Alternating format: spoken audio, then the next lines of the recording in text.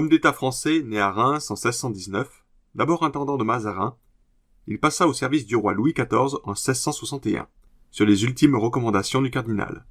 Il contribua à la chute du surintendant Fouquet et fut lui-même nommé successivement intendant des finances en 1661, surintendant des bâtiments, arts et manufactures la même année, contrôleur général en 1665 et secrétaire à la maison du roi et à la marine en 1669.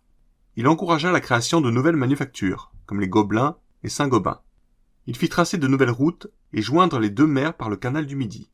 Il fonda l'Académie des inscriptions en 1663, celle des sciences en 1666, celle d'architecture en 1671, et fit élever l'Observatoire en 1667.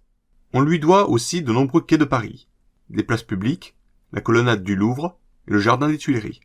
Sous sa conduite, la marine prit un nouvel essor. Construction de navires et aménagement des ports, dont la conséquence directe fut un accroissement de l'exportation. Il favorisa aussi la création de grandes compagnies, comme celle des Indes orientales et des Indes occidentales. Pour réorganiser l'administration, il développa le système des intendants.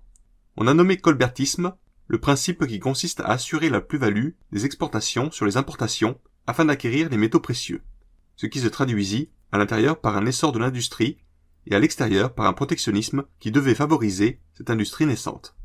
Cependant, ces tentatives pour assainir les finances s'avèrent contrariées dès la guerre de Hollande.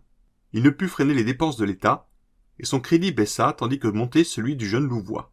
Par ailleurs, il avait limité les dragonnades et protégé les protestants, nerfs de l'industrie et du commerce français. Il mourut à Paris en 1683, chargé des malédictions que son maître seul méritait. Son cercueil fut porté nuitamment à l'église Saint-Eustache, où ses funérailles eurent lieu au flambeau.